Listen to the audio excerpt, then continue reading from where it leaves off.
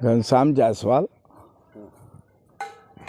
19/10/2022 को शाम 5 बजे जब मैं वैश्य समाज का कार्यालय जनपद जौनपुर में पहुंचा, वैश्य समाज का जिला अध्यक्ष होने के नाते, तहसील अध्यक्ष उत्तर प्रदेश उद्योग व्यापार वर्ग किराकत तहसील बसपा का सीनियर कार्यकर्ता होने के नाते जब पहुंचा तो रास्ते में मोतीगंज बाज़ार पड़ता है, उसमें वैश्य समाज के नगर अध्यक्ष रतनदीप जायसवाल के दुकान के सामने रोड पर गाड़ी खड़ा किया।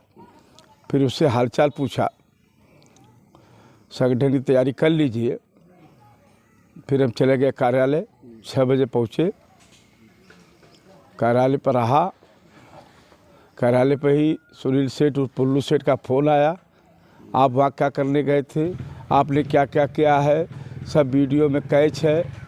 सारी बात जो है, सीसी कैमरा लगा हुआ था, हमको देख लो सीसी कैमरा में। तो सीसी कैमरा में न मेरा चेहरा दिखाई, खाली हमारी पैर दिखाई दिया, न कोई आवाज़ आ रही है। मुझे फ़ोन से बेमतलब की बात करते हुए अंडमन बोलना, गाली देना और धमकी देना, इस लहजे में मुझे कहा है।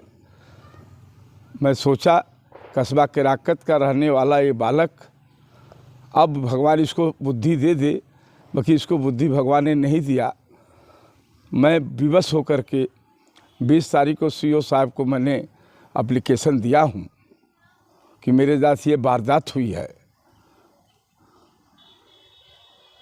उसके बाद 23 तारीख को ज्ञान जायसवाल की पत्नी रीना जायसवाल का फ़ोन आया कि भैया ये जो हमारा अधमरा मकान 3 तल्ले का हो गया है, दीवार किसी भी गिर सकता है, कौन सी आदेश पाया है ये कि पुलिस 10-20 लेबर लगा करके काम करा रहा है। छुट्टी का दिन है, धनतेरस की छुट्टी है, छोटी दिवाली की छुट्टी है, ये काम करा रहा है, किस आदेश में।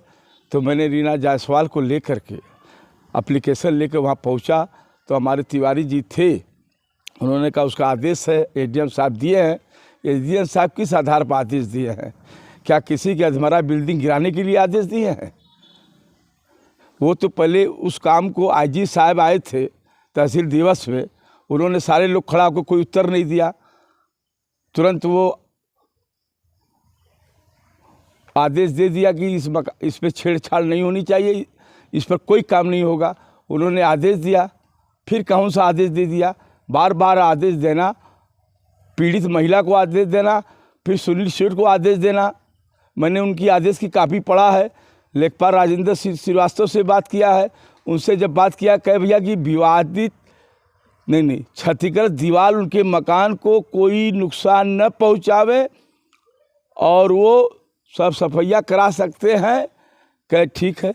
तो वहाँ देखा कि उनकी क्षतिग्रस्त दीवार को गाटर जो है सपोर्ट में लगा हुआ 3 तल्ले का, वो निकाला जा रहा है, चिल्ला रहे हैं, हमको वीडियो बना हुआ है, देख लीजिएगा, गाली दे रहे हैं, धमकी दे रहे हैं।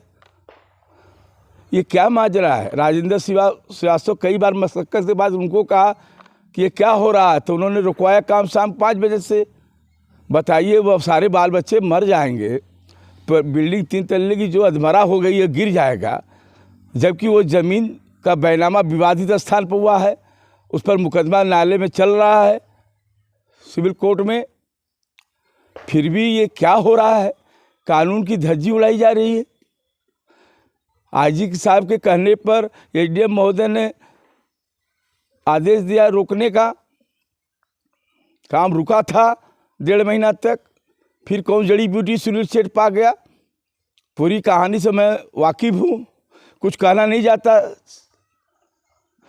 ज़्यादा बातें, कैसे गिराया गया, कौन आया आबादी की जगह में बिना आदेश बिना कानून की धज्जी उड़ा करके 4 बजे भोर में सब काम करते हुए, ये क्या हो रहा है किराकत, कस्बा किराकत में?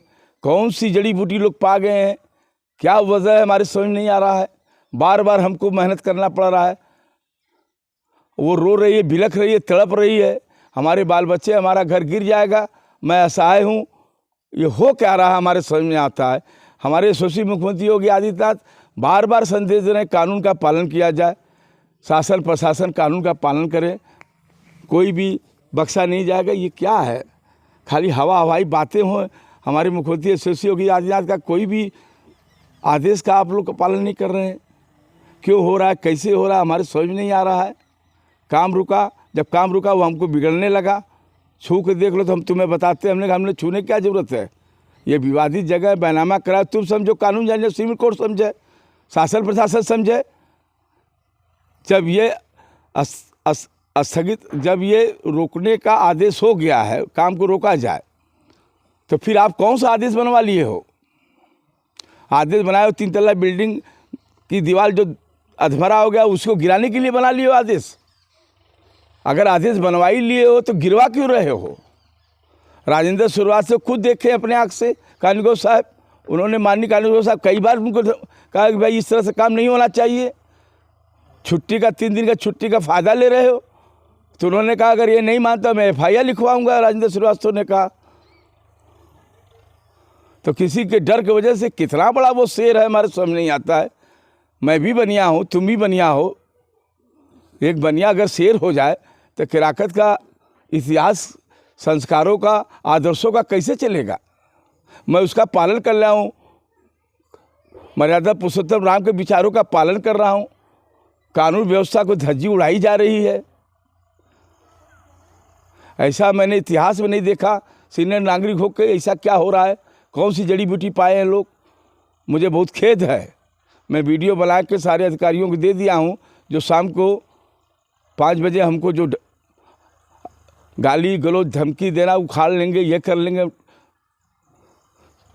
हमको ये बर्दाश्त के बाहर। सारी जनता ने देखा है, गोलावाट के सारी आवाज़ को देखा है, हमने बिगड़ गया कस के। तो योगी सरकार को आप क्या संदेश देना चाहते हैं। हमारे मुख्यमंत्री इतने तेज हैं, यशस्वी मुख्यमंत्री योगी आदित्यनाथ, हमारे समझ में नहीं आता है इनके शासनकाल में, जबकि इतनी घटनाएं, इतने अपराधी, इतने बलशाली, इतने माफिया, डान, मनचले सब जेल में हैं कि सलाखों में सड़ रहे हैं, फिर भी इन लोग को डर नहीं बना हुआ है। फिर भी इन मन बढ़ों का डर नहीं बना हुआ। पत्रकारिता की धमकी दे करके काम कर रहे हैं।